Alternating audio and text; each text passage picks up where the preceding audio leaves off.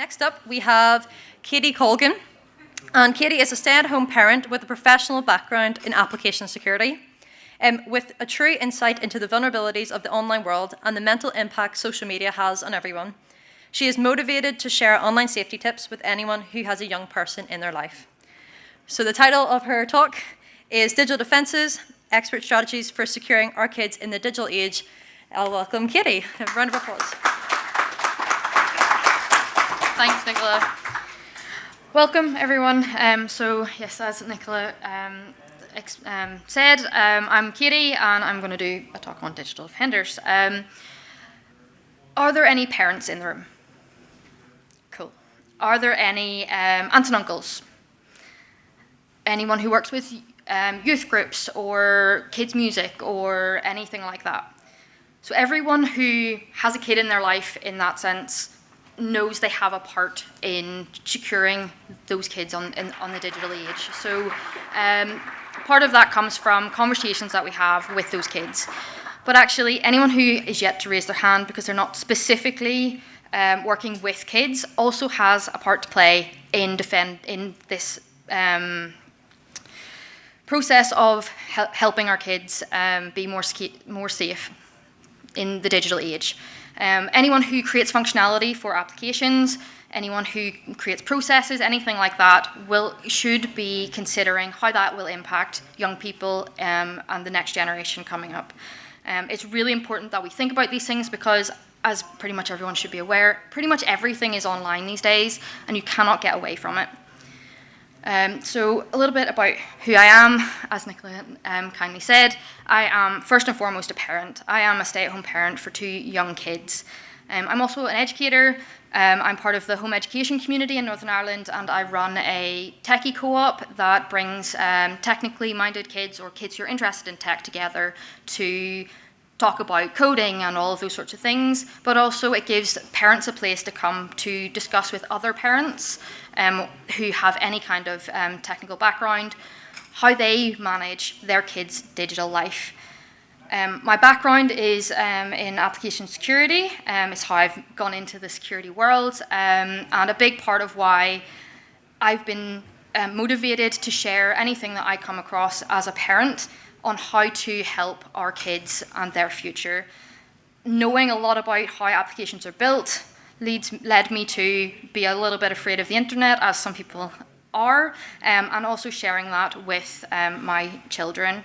I'm also on social media, so CybersecMama is my handle on Twitter. There's an underscore in there because someone else had CybersecMama, but if anyone's looking to see any of the stuff that I post, I'm on there occasionally, as I said, for 2 young kids, so not quite as active as I have been in the past, but hopefully maybe this will drive a little bit of activity.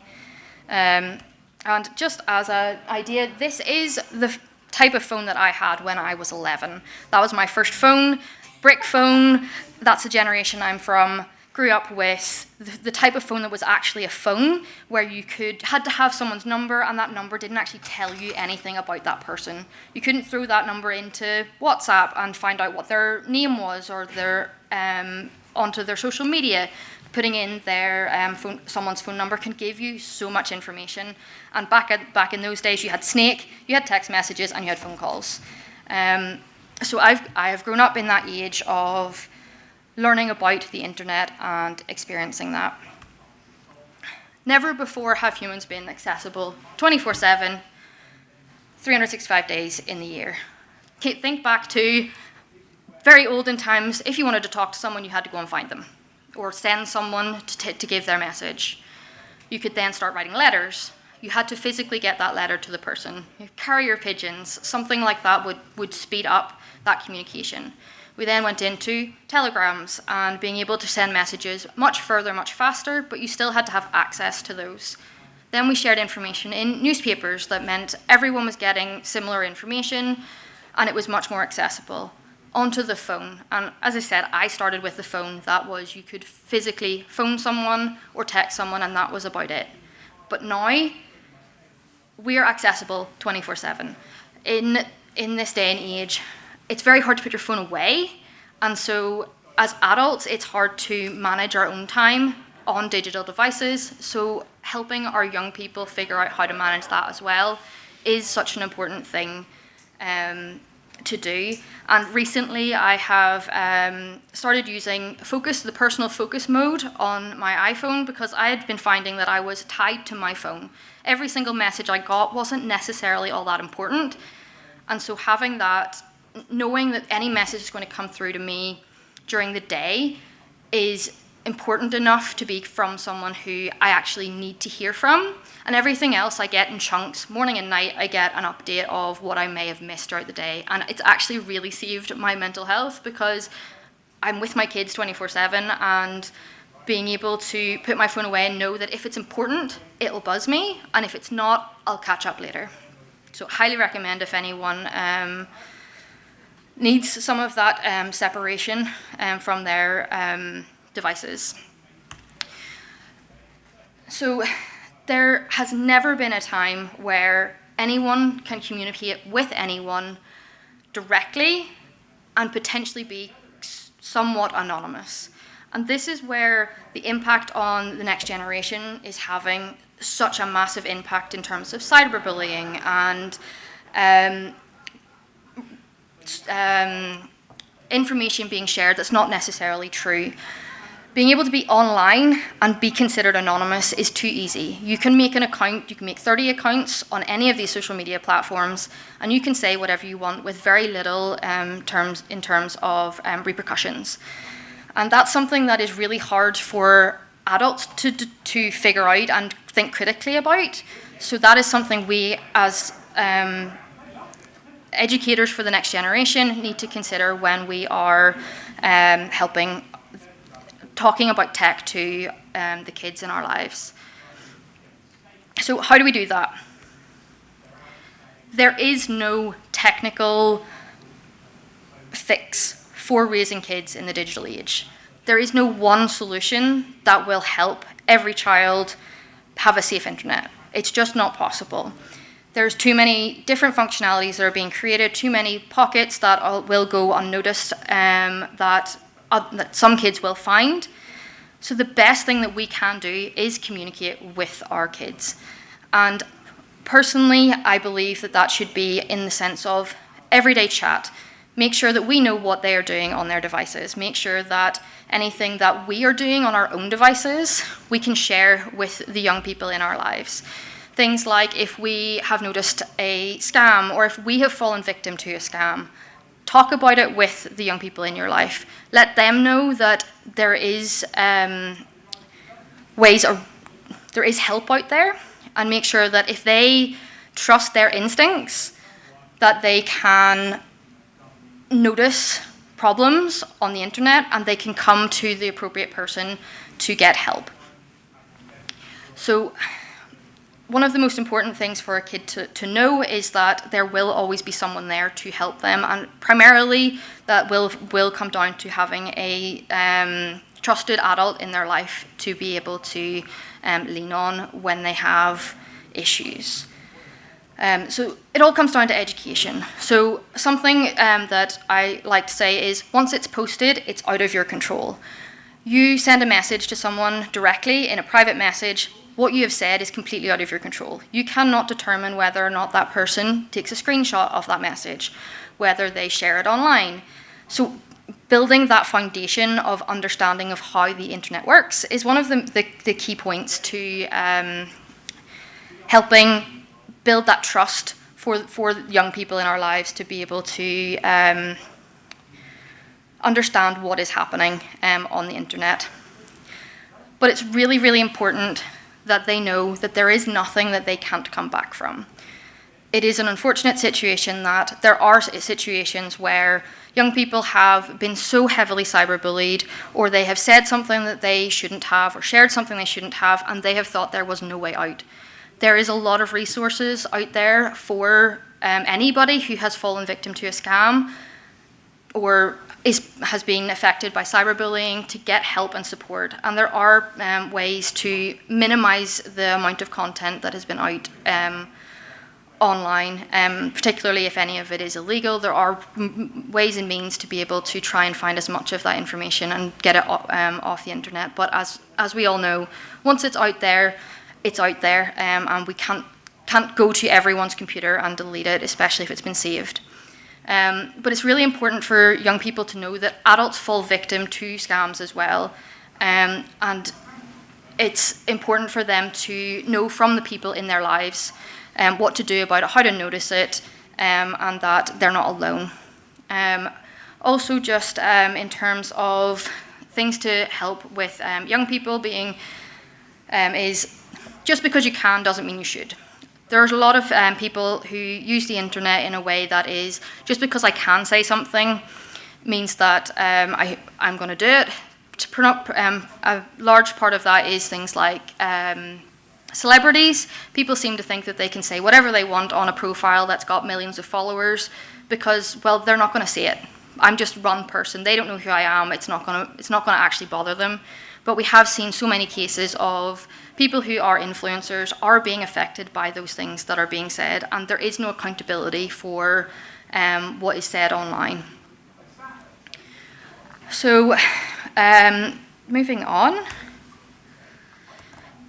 Kids aren't content. I've added nothing to this slide because I feel like that should be understood. Your kids, anybody's kids, are not content to be used on the internet.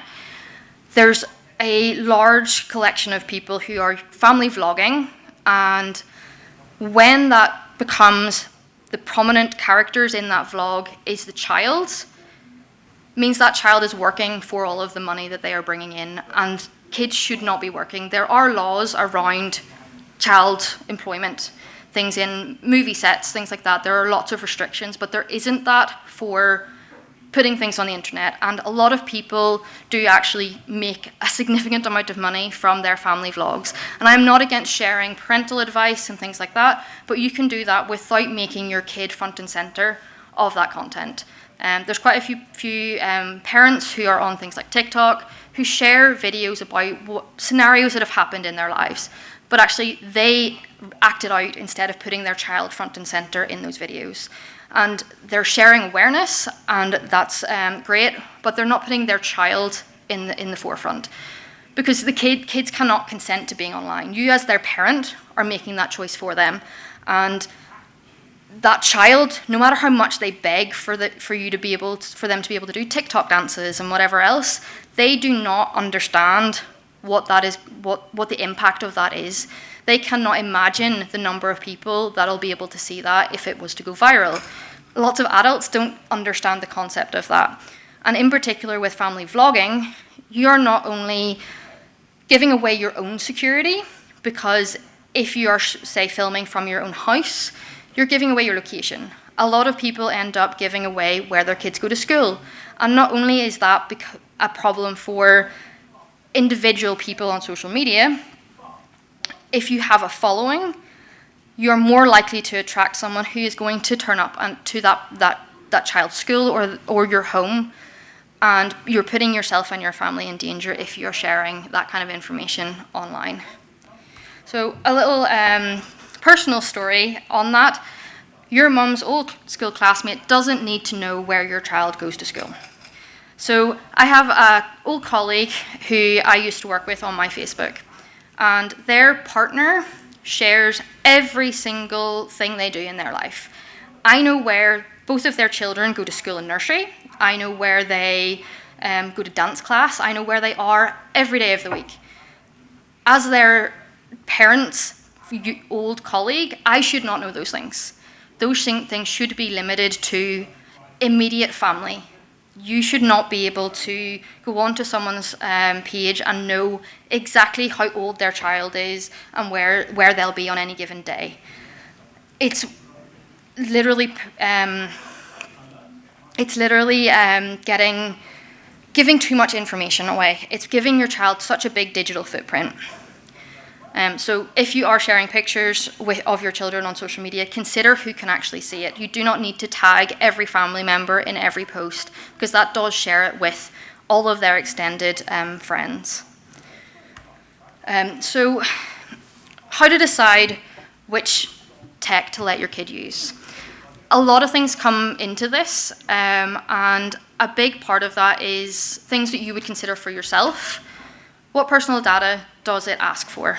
Who's it aimed for?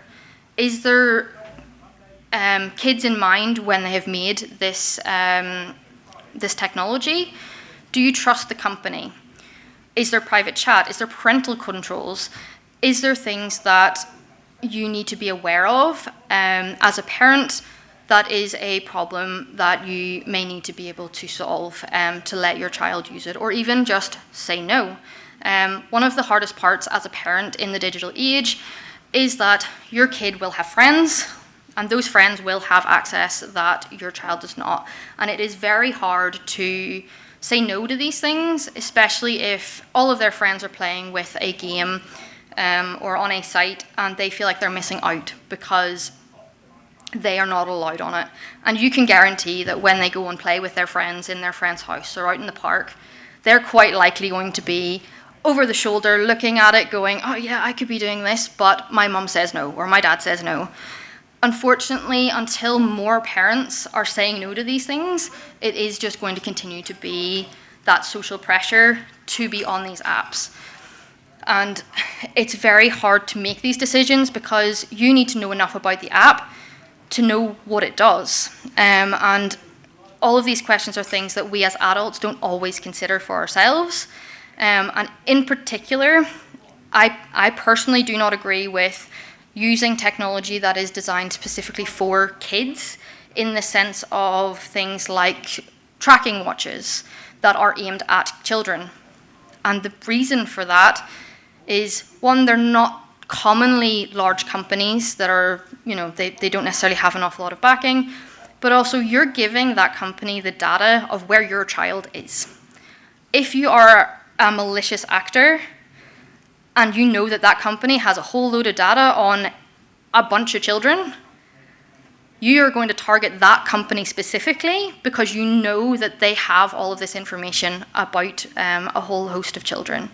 And they're likely to have where that child always is, and quite likely that's going to be home and school. And so those kids are at much higher of a target. There is another personal story. Someone in my neighbourhood recently got a smartwatch for their child, and as me and my husband are both as part of the cybersecurity industry, we had a look at it. And as I said, something targeted at children, it's very difficult to buy into that when they're storing or have access to your own child's location. However, this watch was also able to listen in to anybody that was close enough to that child. So there's a microphone on that watch. So you as a bystander walking down the street, you walk past that child and somebody in their house, however far away, can hear what you have said.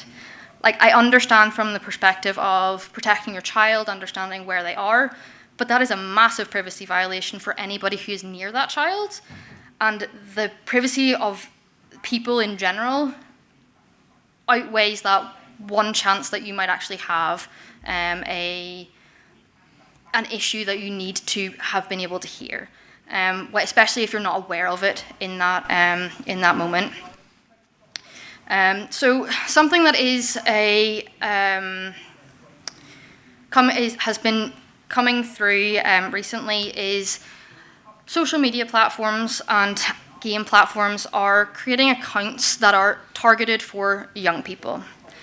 And so there's the Instagram teen account has been rolling out for the last couple of years, and every account that is under the age of 18 is going to be, by default, have restricted settings. Things like their account will be default private, they'll have messaging restrictions, they'll have restrictions on the sensitive content that they can see, and there will be a lot of oversight that you can have for that teen account.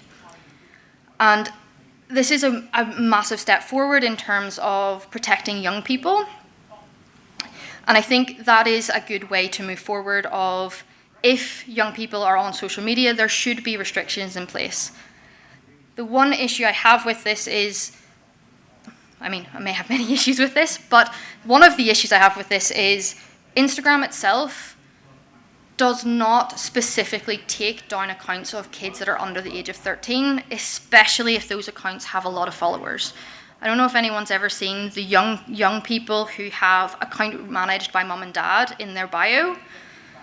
That's their hook to say they're bringing us in enough money that we're going to let them stay on that account. And there have been stories of young people who are under the age of 13 who have been on filming videos and posting them online that were inappropriate, but that's because they had access to that account, even if it was managed by their parent.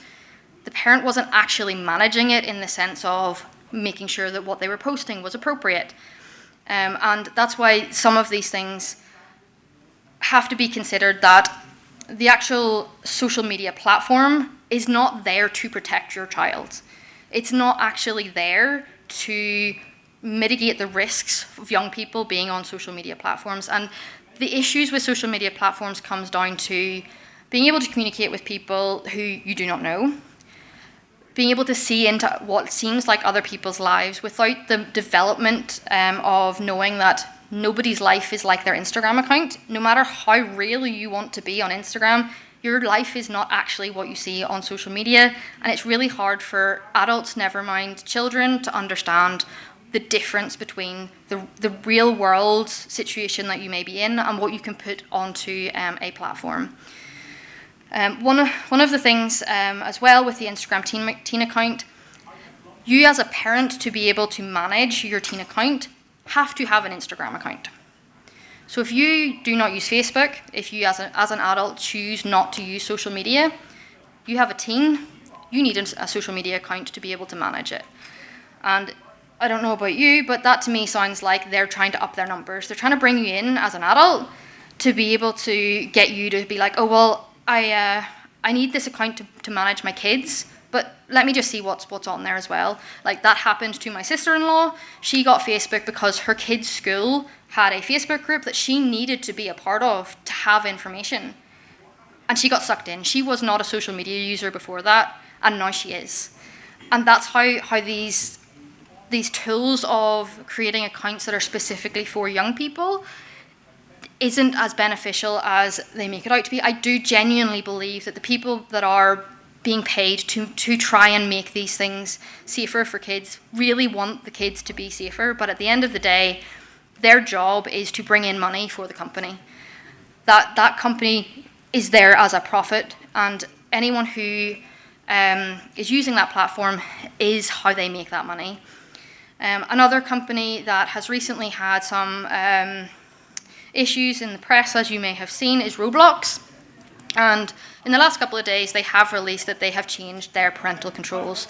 So I have no experience with actual Roblox. My kids have not quite got there yet.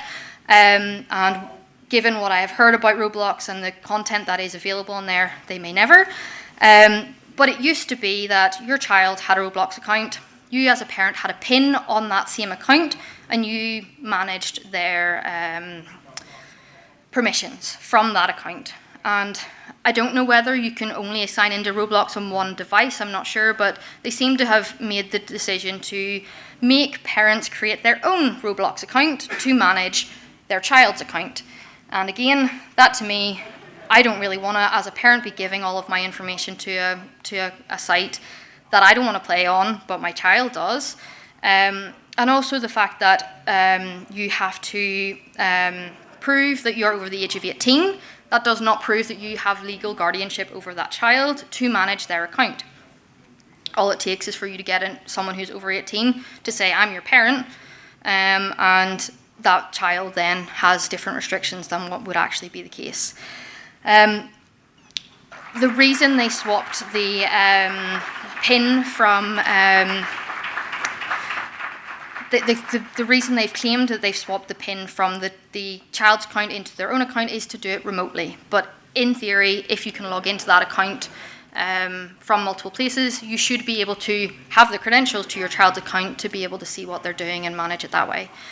I'm glad that they are looking into all of the issues that they have. They've changed their content limits to make sure that Anything that is being put onto Roblox has a limit setting, so a child's account will be restricted to like mild content.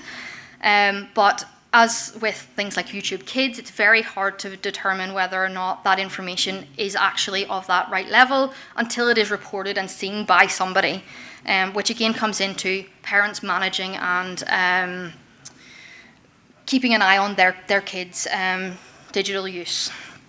So just to finish up, some resources that are really helpful if you have kids in your lives, if you're curious of ways you can help the young people in your life. So I have added all of the links to all of these places on my link tree, which is what that QR code is.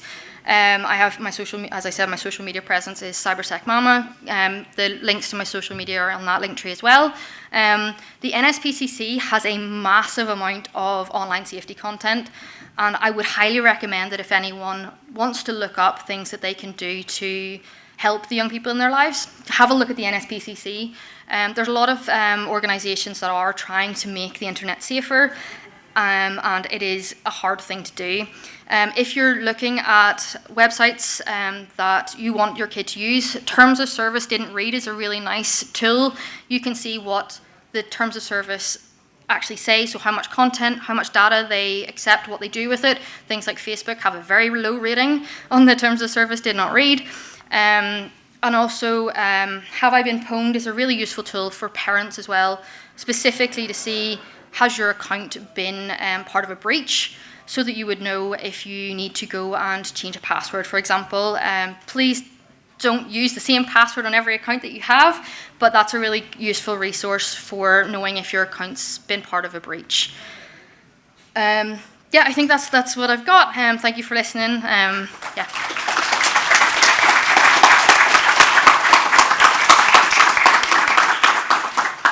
Thank you so much, Katie. That was absolutely brilliant and a lot of information for us. We do have a couple of minutes for questions. Does anyone have any questions for Katie? There's a few hands there. Hi, Katie. Thank you so much. That was a fantastic presentation. Thank you. I am a researcher at Queen's University, and my research looks at the way IoT devices are misused to commit domestic violence. Mm-hmm. And I'm sure you have a lot of thoughts on this. But I actually wanted to pose a question to you and to everybody in the room. Does everyone here have children? Yeah, sort of? No, not yet. Okay, I want to pose the question that when we talk about giving our children technology, one of the key things that parents say to me is, I need to know where they are, and I need to know at all times of the day where they are, and it's this surveillance culture. I'd like your opinion on surveillance culture, and I just wanted to say that when we as parents tell our children that we love them, we surveil them, that opens the door to coercion and control later down the line. When children learn that following my every move is an act of love, we are setting them up for failure. And I'd like your thoughts on that. Yeah, no, absolutely. So you're absolutely right. It's the age now is that it is scary to not know where people are. And when it's a two-way street of being able to accept that, I think as two adults who are making the choice to do that, that is fine. And I think getting your child's opinion on whether or not they want you to know where they are at all times, but presenting it as, I am doing this for your safety, regardless of how you think about it, is not okay, because you're breaking their trust in that you're making those, like, we all make decisions for our kids, but at the same time, they do need some amount of freedom. It is that fear of, well, what happens? What if? And I understand that fear, but at the same time, in theory, they should be somewhere that we can trust that they are as safe as they can be. If that's in the local street, you have to, if you don't trust your child to stay within the local street, your child should not be in the local street. That's actually something of my street. There is a child who cannot be trusted to stay in their local street, and we hear about it every day. Have you seen my child? I'm like, you should know where your child is. So I think that's a similar vein to putting on things like tracking apps or like the spyware type apps on a child's phone. I personally do not believe you should have an app on your child's phone if they do not know about it. If it's been a discussion, I'm going to do this. I need to know you are safe on that device. This is the only way you're getting that device. Maybe not quite in such harsh words, but having it as a discussion is much more important than you knowing what is going on in your child's phone. They shouldn't have one if you don't think you can trust them. That is part of the education. That is part of what we need to do from day one these days, because every child at every age is on a device. We need to have that as a discussion point of, this is what I do on my device. This is what we do in terms of like stranger danger. Don't share your personal information. These are all things that need to be a day-to-day conversation with our young people, because otherwise it won't be drilled in as a protect yourself. And I genuinely believe we should be having them as open discussions of, what do you think we should do to allow you to be on this particular app? What do you think we should do? Like, is it once a week we have a check-in to make sure that what you're doing on that particular app is okay, and that we as a family agree? I do think there's a lot of top-down, I'm your parent, do as I say, and I don't agree with that. I believe that kids should have the autonomy to say, I don't agree with what you're telling me, and then you can make an agreement together of what each of you thinks is the safest thing to do, obviously with their safety in mind. So not just being like, oh, well, you disagree with me, here, have a phone. That's not going to be an appropriate thing for everybody involved. So I think it has to be a household decision with their input. I agree. Was there one more question? Hi there, Katie. My name's Jo. I'm from NI Cyber. I have a question, and it's similar.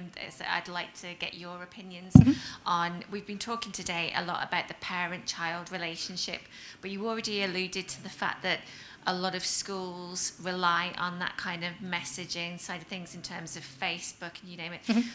What should we be doing for organisations such as football clubs, dance schools, you name it, that use all of these and, I'll be honest, don't protect identities as much as they should do? So I personally don't agree with I have their permission to put their face online. So I recently did a workshop with W5 Life, and they told me we have the consent from the parents for social media. Would not post a picture of any of those young people on my own personal social media. I don't personally agree with it, particularly with schools or somewhere that you're going to be regularly and for the foreseeable. It's a really hard one to have a common place, because even WhatsApp groups, that means someone who's not on WhatsApp has to join WhatsApp. I don't think there is a specific right answer, but there definitely has to be some collective agreement of how you communicate with each other, whether that's via email or something, but it's not about sharing all of those pictures to the world. I think that's the biggest problem, is those groups end up being shown to the world. Because they use the attendance of the kids as promotion for their business as well. Like, don't get me wrong, my kids are in some promo pictures for a messy play class we go to, but I know they're not there unattended. From me, they're always with me. And so there's a little bit of hypocrisy there, and I'm not sure how much I am comfortable with that. But at the same time, some parents will feel that their kid is missing out if their kid has to be protected like that. But you're also impacting their digital footprint as a child that they then have to deal with as an adult. Thank you. So unfortunately, we don't have time for any more questions. Is there anywhere else that people could find you? Social media, Twitter, Instagram, Farsight Maker Labs as well. And on that, I'll post the link to the slides on my social media as well, if anyone wants to have a look at them. Yeah. Okay, thank you.